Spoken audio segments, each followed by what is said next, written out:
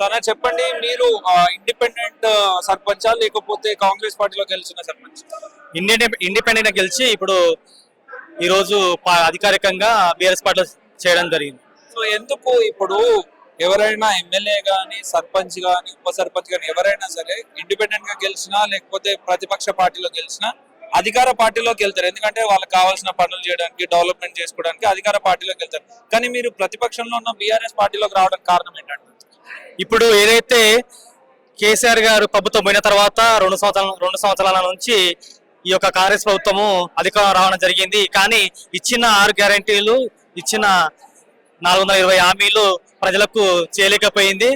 ఇప్పుడు ఇట్లా చేస్తా అని చెప్పి మన నమ్మకం లేక ఈ రోజు మేము ఈ యొక్క బీఆర్ఎస్ పార్టీలో చేరడం జరిగింది. సో ఎందుకు సీఎం గారు మాట్లాడుతూ మా పాలన చాలా బాగుంది, ప్రజలందరూ చాలా సుభిక్షంగా ఉన్నారు, హ్యాపీగా ఉన్నారు, వచ్చే 10 ఏళ్ళు కూడా మేమే అధికారంలో ఉంటామని చెప్పేసి వాళ్ళు మాట్లాడుతున్నారు, మీరు చూస్తేనేమో ఇట్లా మాట్లాడుతున్నారు, ఏది కరెక్ట్ అంటారు? ఇప్పుడు ఏదైతే మేము ఈ రోజు ప్రజల్లో గ్రామాల్లో తిరుగుతున్నామో అప్పుడు 24 గంటల కరెంట్ ఉంటుండే కేసీఆర్ గారి ప్రభుత్వంలో.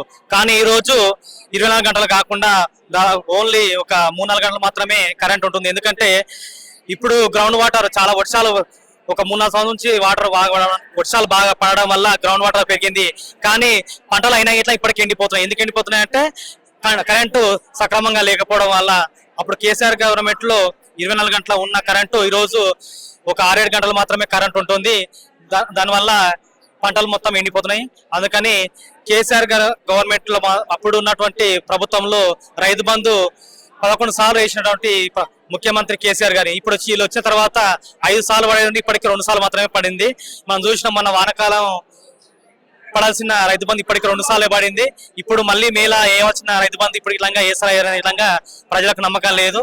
ఏ ఒక్క హామీకి ఇట్లా ఇచ్చినటువంటి ప్రభుత్వం నిలబెట్టుకునే పరిస్థితి లేదు కనుక బీఆర్ఎస్ పార్టీలో చేయడం జరిగింది. ఎందుకు డిప్యూటీ సీఎం గారు కూడా మాట్లాడుతూ రుణమాఫీ 2 లక్షలు అందరికీ చేసినాము, 100% చేసినాము అని మాట్లాడుతున్నారు. మరి రుణమాఫీ పరిస్థితి ఏంటి మీ గ్రామంలో? మా గ్రామంలో ఇంతకుముందు 10 సంవత్సరాలు ఉన్నటువంటి కేసీఆర్ గవర్నమెంట్ లో 2 సార్లు రుణమాఫీ జరిగింది. అప్పుడు పెద్ద ఎత్తున అందరు రైతులు చాలా మందికి రైతు రుణమాఫీ జరిగింది. కానీ ఇప్పుడు చాలా మందికి జరగలేదు. ఎందుకంటే వాళ్ళు ఏమంటారంటే ఎలక్షన్ కన్నా ముందు అరాజ్ పడవైనట్టు పొండి వెళ్ళండి రైతు బంధు తెచ్చుకొని మేము వచ్చిన తర్వాత రుణమాఫీ చేస్తామని చెప్పి చెప్పారు. కానీ ఏ ఒక్కరికి ఇట్లా రైతు రుణమాఫీ జరగలేదు. అందుకని ఏ ఊరికి వచ్చినా సరే కొంతమంది సవాల్ చేసారు, వేరే ప్రతిపక్ష నాయకులు ఇట్లా సవాల్ చేసి మీ ఊరికి వచ్చి ఏ ఊరికి చెప్తే ఆ ఊరికి వచ్చి మీరు రైతు రుణమాఫీ జరిగితే మేము రాజకీయ సన్యాసం తీసుకోమని చెప్పారు. కనుక ఆ సవాలు స్వీకరించలేదంటేనే వాళ్ళు సక్రమంగా రైతు రుణమాఫీ చేయలేదని చెప్పి మనకు అక్కడ స్పష్టంగా అర్థమవుతుంది. సో ఇప్పుడు అధికార పార్టీ ఎమ్మెల్యేనే మీ కాన్స్టిట్యున్సీలో ఉన్నారనుకుంటారు, మరి మీరు ఇండిపెండెంట్ గా గెలిచిన అంటున్నారు, అధికార పార్టీ ఎమ్మెల్యే మీలాంటి సర్పంచ్లను పిలిచి మాట్లాడలేదా మా పార్టీలోకి రండి అని చెప్పేసి? మా దగ్గర ఉన్నటువంటి కసిరెడ్డి నారాయణ రెడ్డి గారు ఆయన ఏంటంటే ఓన్లీ వాళ్ళ పార్టీలో ఉన్న వాళ్ళకే నిధులు ఇస్తా అని చెప్పి స్పష్టంగా చెప్పాడు. ఇంకోటి ఏంటంటే ఈ 2.5 సంవత్సరాలు ప్రభుత్వం ఏం చేయలేకపోయింది కనుక మళ్ళీ వచ్చే ప్రభుత్వం ఖచ్చితంగా బీఆర్ఎస్ ప్రభుత్వం కనుక బీఆర్ఎస్ ప్రభుత్వంలో పార్టీలో చేరితే వచ్చే 2 సంవత్సరాల తర్వాత మంచి పనులు చేసుకోవచ్చు అనే విధంగా మేము ఈ రోజు బీఆర్ఎస్ పార్టీలో చేయడం జరిగింది. సో ఎందుకు అంత కరాఖండిగా, అంత గట్టిగా మీరు 2.5 సంవత్సరాల తర్వాత మా బీఆర్ఎస్ అధికారంలోకి వస్తుంది అని చెప్పగలుగుతున్నారు? ఇది నేను అనుకోవడం కాదు, ప్రజలు అనుకుంటారు. ఎందుకంటే అప్పుడు ఉన్నటువంటి ప్రభుత్వం ఏ విధంగా ప్రజలకు మేలు జరిగే విధంగా పథకాలు నిర్వహించింది. ఇప్పుడు రైతు బంధు కావచ్చు, అప్పుడు ఉన్నటువంటి ప్రభుత్వం 11 సార్లు వేసింది. వీళ్ళు వచ్చిన తర్వాత 5 పంట కాలంలో దాదాపు 2 సార్లు మాత్రమే వేసారు. రైతు రుణమాఫీ సరిగా చేయలేకపోయారు. కళ్యాణ లక్ష్మి అని చెప్పి తులం బంగారం ఇస్తని చెప్పారు, ₹1,00,000తో పాటు తులం బంగారం ఇస్తని చెప్పారు. తులం బంగారం ఇవ్వలేకపోయారు.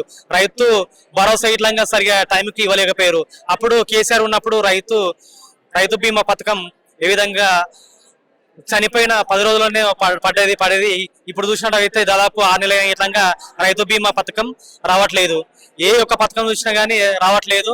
వీళ్ళు ఇస్తానన్న హామీలు ఇట్లా నెరవేర్చే పరిస్థితి లేదు కనుక వాళ్ళు చేస్తారనేది నమ్మకం లేకనే మళ్ళీ ఖచ్చితంగా ఏదైతే ఉందో గ్రామాల్లో ఏ విధంగా ఏమనుకుంటారు జనాలంటే మరోసారి కేసీఆర్ ప్రభుత్వం రావాలి, రేవంత్ రెడ్డి ప్రభుత్వం పోవాలి, బీఆర్ఎస్ ప్రభుత్వం రావాలి, కేసీఆర్ ప్రభుత్వం రావాలి, కాంగ్రెస్ ప్రభుత్వం పోవాలి అనే విధంగా జనాలు ఇప్పటికే డిసైడ్ అయ్యారు. ఇప్పటికిప్పుడు ఎలక్షన్ జరిగిన ఇట్లా 100% బీఆర్ఎస్ ప్రభుత్వం కేసీఆర్ గారి నాయకత్వంలో ఖచ్చితంగా వస్తానే విషయం ప్రతి ఒక్క ప్రజల్లో నానుతున్న విషయం.